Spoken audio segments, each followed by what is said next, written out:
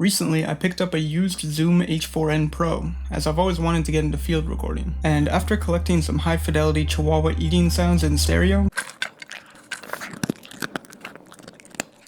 I decided I needed a real project to give this thing the true test. And what better test than turning an instrument I don't know how to play into one that I can, while in a way immortalizing my grandpa's guitar. By the end of this, I hope to have made it into a free Kontakt library that you can download right now. It'll be the first link in the description. You will, however, need the full version of Kontakt to use it.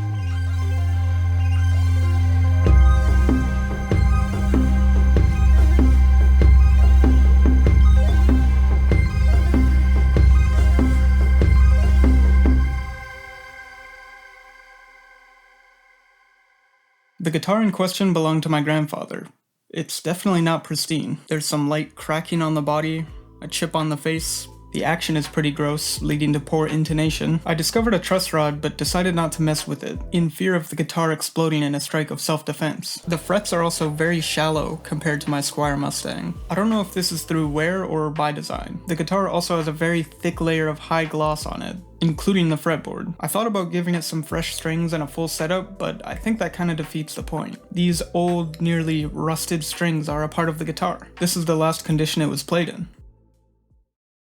That being said, I couldn't tell you when this thing was last played, or how much use it really got. I don't know if this was a daily driver of his, or just some random guitar he had. Perhaps he had even performed with this guitar, as he himself was a songwriter, and played in a few bands over the years. The only markings on this guitar are this bell tone badge, the truss rod patent number, and Japan on the back of the headstock. When first looking into this guitar, I got quite excited that it was bell tone, as when first looking up bell tone, I discovered they can be really old, like 1920s old, meaning this might not be my grandpa's guitar.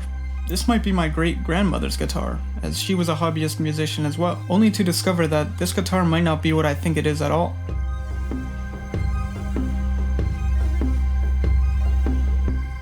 After a bit of searching, I finally found one that matched mine. The same wide bridge, the same inlays next to the bridge pins, same pickguard shape, same blue stripes around the sound hole, same pill-shaped fretboard inlays, same see-through tuners, same truss rod patent from 1963. But instead of bell tone, this one says Big Timer. I found another matching guitar, but this one says Kawaii. Yet another match, Kawaii. Well, it seems that I have a 60s or 70s Japanese Kawaii on my hands, sold under a bell tone badge.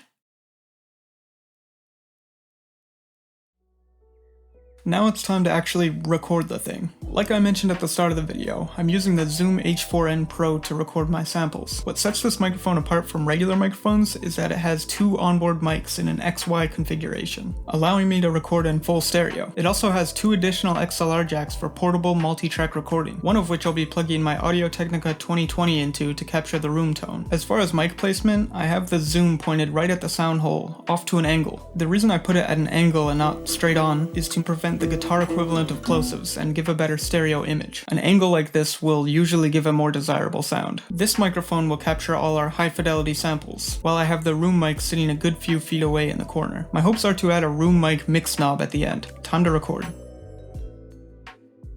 After about 5 minutes of trying to get just one clean note without my stomach rudely interrupting, I quit. This is annoying. I might have to record it another time. And decided to loiter in my basement gym for a few hours. I didn't pump any iron because Jeffrey Dahmer pumped iron. Instead, I did cute quips in the mirror for entertainment. Eventually, my stomach noise subsided, and I returned to the room where I self-consume and make music, and gave it another shot. This time being a lot more successful. In total, I sampled 20 notes of the guitar, each with 3 variations. One recording of low velocity where I gently pluck the string, and 2 recordings of a higher velocity where I give the strings a good tug. These 2 higher velocity layers are round robins. A round robin is when you have multiple takes of the same note and same articulation that cycle through each other, so that each time you press the note, it's not just the same sample being triggered over and over. This adds some randomness and realism to the instrument. In my case, since I just have 2 sets of round robins, the 2 sets will just alternate.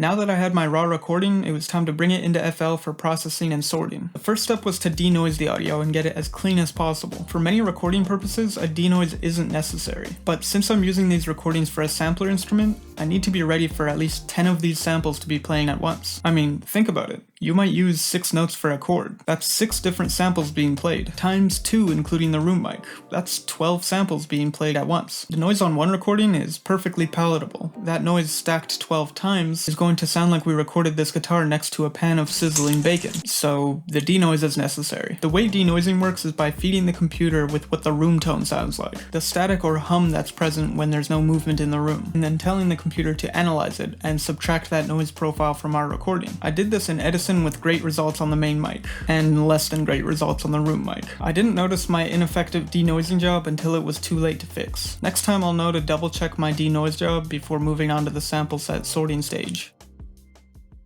The sample set sorting stage. Oh my god, this is brutal. Get someone with a lisp to do this, really? The sample set sorting stage is not for the faint of heart. No, this was pretty grueling, to be honest. Working in FL Studio isn't really helping either, since it was never made for batch processing and exporting. Cut the note, line it up to your chosen metric, tune the note, assure that there are no clicks or pops, label your recordings perfectly using a MIDI chart, and under all circumstances, do not let the room mic and main mic get out of sync. Now just do that 60 times. In my case, 20 sampled notes, 3 layers each. Is this work difficult? No, not really, but it's so tedious and repetitive that you'll likely develop a marble deficiency within a few hours. Again, I had 60 different samples to sort and 120 files to export. I can only imagine how chaotic it gets when you have, say, 5 round robins. As far as effects on the audio, I kept it very minimal. I just put light compression with the TDR Katalnikov plugin, something that sounded good on a wide variety of notes, as well as an EQ to tame any bad resonances of notes. Really not much, as I plan to do a little more in Kontakt.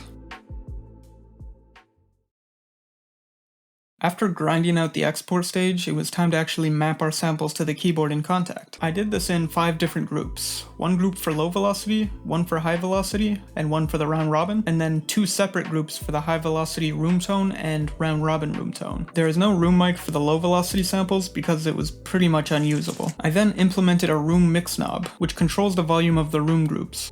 I ended up doing a lot more coding than I thought was involved. I by no means learned how to code in KSP, but using the reference manual and online tutorials, it's surprisingly intuitive. Stephen O'Connell has a tutorial series on making your first Kontakt instrument. This guy's channel is literally like the best resource I could find in regards of making Kontakt instruments. So if you want to learn more about the process, I highly recommend checking out his channel. I then coded in an attack and release envelope, as well as a reverb signal and tone knob. I had my working instruments, but it was time to put a face to it. I made something simple in Canva and designed some knobs in a program called Knobman, before realizing it's a whole process to implement graphics. But after some tutorials and a few hours, it was done.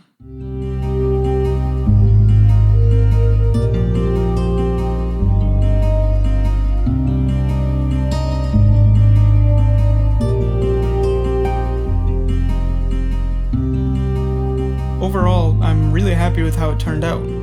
Especially considering the fact that this is my first real attempt at it. I learned a lot and think I can do even better next time, and I'm looking forward to the next time. I have no idea what that might look like though. If you made it this far into the video, chances are you enjoyed it, so hit like. The algorithm seems completely random at this point in my channel, so everything helps. If you're interested in more videos like this, consider subscribing.